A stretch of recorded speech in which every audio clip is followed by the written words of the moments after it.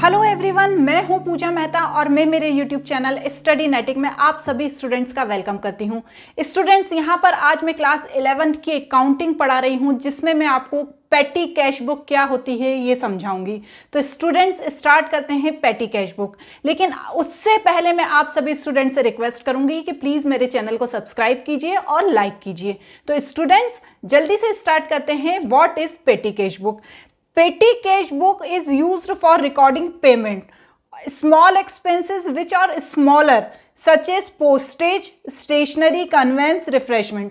देखिए स्टूडेंट्स, क्या होता है, हर बिजनेस के अंदर कुछ ऐसे खर्चे होते हैं, बहुत ही छोटे होते हैं, जिनका लिए हम अलग से कैश बुक तैयार नहीं कर सकते हैं। तो इसलिए उनके लिए पेटी कैश बुक तैयार की जाती है। जैसे स्टेशनरी का खर्चा, पोस्टेज का खर्चा, वहां पर जो एम्प्लॉय काम कर रहे हैं उनको बीच में नाश्ता पानी करना है, या कोई गेस्ट आ गए हैं उनके लिए रिफ्रेशमेंट, तो ये सारे जो खर्चे होते हैं उनके लिए एक पेटी कैश बुक तैयार की जाती है। इसमें क्या होता है स्टूडेंट, जो मेन कैशियर होता है वो एक पेटी कैशियर को अपॉइंट करता है, ठीक है ना। जो पेटी कैशियर होता है वो ही पेटी कैश बुक को बनाता है, इसीलिए इसे पेटी कैश बुक कहा जाता है। अब ये दो तरीके से तैयार की जाती है, दो मेथड होती हैं इनको तैयार करने की। पहली ऑर्डिनरी सिस्टम के through and second impressed system के थ्रू, ठीक है स्टूडेंट्स।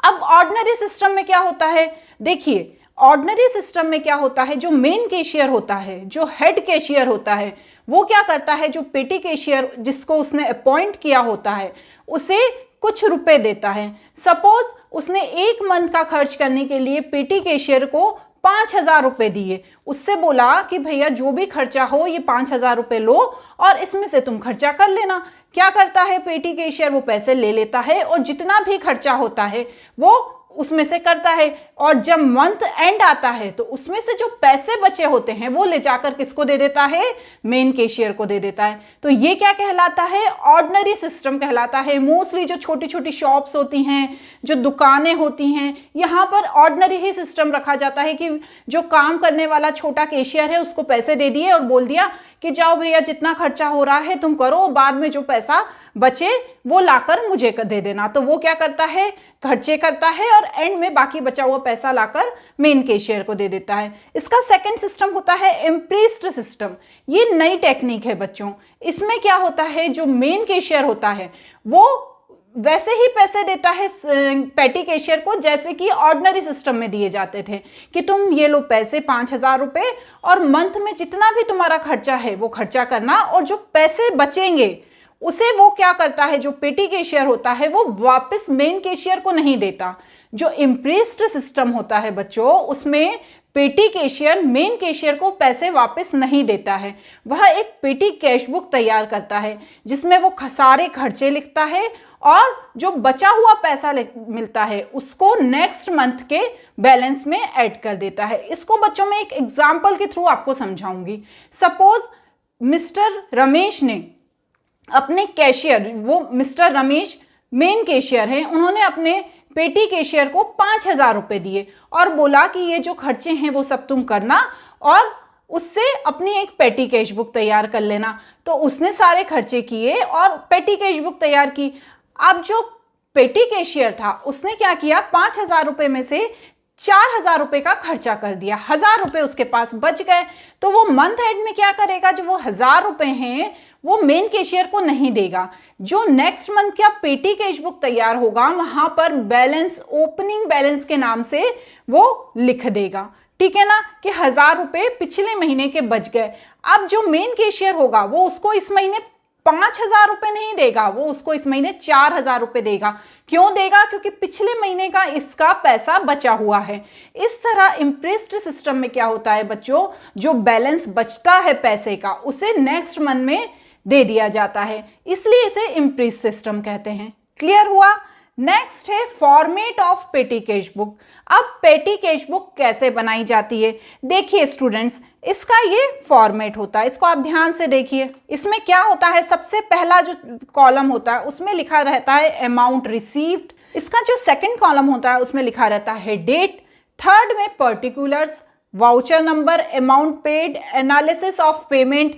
जितने भी खर्चे हुए हैं, जैसे मैंने यहाँ पर तो सिर्फ फॉर्मेट बताया है कि पोस्टेज, स्टेशनरी, कन्वेंस, यदि इसके अलावा कोई छोटे खर्चे होते हैं तो उसका भी कॉलम हम बना देते हैं किसमें, एनालिसिस ऑफ पेमेंट में। जो पैसा मिला है मेन कैशियर से पेटी कैशियर को, उसे किसमें लिखेंगे, अमाउंट रिसीव्ड में लिखेंगे। फिर जिस डेट को मिला है उस डेट को लिखेंगे। उसके बाद जितने ट्रांजेक्शन्स हुए हैं उन ट्रांजेक्शन्स को पर्टिकुलर्स में लिखेंगे। उसके बाद वाउचर नंबर लिखेंगे और जो अमाउंट चुकाया गया है, जो खर्चा हुआ है, उसे अमाउंट पेड में लिखेंगे। और कौन कौन सा खर्चा है, जैसे पोस्टेज है, स्टेशनरी है, कन्वेंस है, कौन से खर्चे हैं, ये सारे खर्चे यहां पर हम इस कॉलम में लिखेंगे। क्लियर हुआ बच्चों। नेक्स्ट है एडवांटेज ऑफ पेटी कैश बुक। क्या फायदे होते हैं पेटी कैश बुक के बनाने में, क्योंकि कैश बुक तो हम बना ही रहे हैं मैडम, फिर हम अलग से पेटी कैश बुक, अलग से पेटी कैशियर को क्यों अपॉइंट करते हैं, ये सबसे इंपॉर्टेंट क्वेश्चन होता है। बट क्या होता है बच्चों, एक बिजनेस में पेटी कैशियर बहुत ही इंपॉर्टेंट रोल प्ले करता है। इसका सबसे पहला पॉइंट है, ये सिंपल मेथड है। ये जो मेथड है ये बहुत ही सिंपल मेथड होती है। इसमें क्या होता है, ज़्यादा पढ़ाई लिखाई की ज़रूरत नहीं होती है, क्योंकि जो पेटी कैशियर होता है यदि उसे किसी तरह का कोई नॉलेज ज़्यादा नहीं भी है तो भी वो पेटी कैश बुक तैयार कर सकता है। इसलिए पेटी कैश बुक को बहुत ही सिंपल मेथड कहा जाता है। नेक्स्ट होता है टाइम सेविंग। मेन कैशियर के पास वैसे ही बहुत सारा काम रहता है और इस तरह के छोटे मोटे खर्चों के लिए वो अलग से पेटी कैश बुक खुद नहीं तैयार कर सकता, इसलिए वो एक पेटी कैशियर को अपॉइंट करता है जो उसके लिए बहुत टाइम सेविंग प्रूफ होता है। नेक्स्ट होता है इफिशिएंट कंट्रोल। सारा जो कंट्रोल होता है वो मेन कैशियर के हाथ में ही होता है, इसलिए बहुत ही कम चांसेस होते हैं कि किसी तरह का कोई एरर आए या किसी तरह का कोई फ्रॉड हो। नेक्स्ट होता है कन्वीनियंट हैंडलिंग। इनको हैंडल करना बहुत ही आसान होता है क्योंकि ये बहुत ही ज़्यादा इजी और क्विकली काम करते हैं। अब क्या है बच्चों, देखिए हमने यहाँ पर इसके एडवांटेज समझ लिए, इसकी डेफिनेशन समझ ली, इसका फॉर्मेट भी देख लिया और इससे किस किस तरह से कर सकते हैं वो भी देख लिया। अब यहाँ पर हम एक न्यूमेरिकल क्वेश्चन करेंगे जिसमें उस ट्रांजैक्शंस की एंट्री पेटी कैश बुक में कैसे की जाती है वो समझेंगे। देखिए यहाँ पर मैंने एक क्वेश्चन दिया, ठीक है ना, तो आपको जो उस दिसंबर के मंथ में जो खर्चा हुआ है उसकी पेटी कैश बुक तैयार करनी है। क्या दिए हैं ट्रांजैक्शन, खर्चे कौन कौन से हैं, स्टेशनरी का, bus fare, cartage, taxi fare, wages and postage. ठीक है बच्चों, अभी तो ये मैंने एक छोटा सा न्यूमेरिकल क्वेश्चन दिया है। नेक्स्ट आने वाले वीडियो में मैं आपको कुछ और पेटी कैश बुक के क्वेश्चंस करवाऊंगी। देखिए अब क्या हुआ, 500 रुपए मिले। सबसे पहले अमाउंट रिसीव्ड को लिखा जाता है। देखिए हमें कितने रुपए मिले थे, 500 रुपए मिले थे, ठीक है ना, तो हमने 500 रुपए यहाँ पर लिखे। डेट किस डेट में मिले थे बच्चों, देखिए डेट बहुत ही ज्यादा इंपॉर्टेंट होती है। 24 तारीख को हमको मिले थे। 500 रुपए में से हमने क्या किया, कैश रिसीव्ड करके पर्टिकुलर्स में 500 रुपए लिख दिए। अब क्या हुआ, स्टेशनरी का खर्चा हुआ, कितना हुआ 24 तारीख को ही 100 रुपए, तो हमने 24 दिसंबर को स्टेशनरी पर्टिकुलर्स में लिखा, 100 रुपए लिख दिया। अब क्या करेंगे बच्चों, जो एनालिसिस ऑफ पेमेंट है उसमें वो सारे कॉलम बना लेंगे जो यहाँ पर दिए हुए हैं, क्योंकि ये सारे पेटी एक्सपेंसेस ही हैं, तो हम इनको यहाँ पर एनालिसिस ऑफ पेमेंट में अलग से इनके कॉलम बना लेंगे। अब स्टेशनरी का खर्चा कितना हुआ, 100 रुपए हुआ, लेकिन एक अमाउंट पेड में लिखने के बाद इसे यहाँ पर स्टेशनरी में भी आपको फिर से लिखना पड़ेगा, ठीक है। नेक्स्ट कितना है, बस फेयर। बस फेयर कब हुआ, 25 तारीख को हुआ, कितना हुआ, 12 रुपए हुआ। इसको यहाँ पर हम कन्वेंस, बस फेयर मतलब कन्वेंस का खर्चा है ना, ये यहाँ पर हमने इसके 12 रुपए कन्वेंस के खर्चे के लिख दिए। नेक्स्ट क्या हुआ, कार्टेज का खर्चा हुआ 40 रुपए, तो ये भी कन्वेंस का खर्चा है, हमने यहाँ पर लिख दिया। नेक्स्ट क्या हुआ, टैक्सी फेयर हुआ 80 रुपीज़, तो हमने यहाँ पर 80 रुपीज़ लिख दिए। ठीक है बच्चों, इसके बाद 27 दिसंबर को हमने क्या दी, वेजेस दी, कितने 90 रुपीज, तो हमने यहाँ पर 90 रुपीज लिख दिया। नेक्स्ट क्या है, पोस्टेज, कितना पोस्टेज में खर्चा किया, 80 रुपए, तो हमारा यहाँ पर हमने 80 रुपए लिख दिया। क्लियर हुआ बच्चों, ये सारे पेटी कैशबुक के खर्चे होते हैं, इसलिए इनकी एंट्री पेटी कैशबुक के अंदर की जाती है।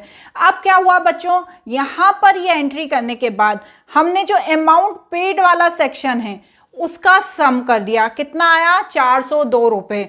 उसके बाद जो ये सारे पोस्टेज, टेलीफोन, कन्वेंस, स्टेशनरी, सारे खर्चे हैं उनका भी हमने सम कर दिया और यहाँ पर लिख दिया। ये एक फॉर्मेट होता है, जैसे जैसे आप क्वेश्चंस करेंगे वैसे वैसे आपको इसका फॉर्मेट समझ में आ जाएगा।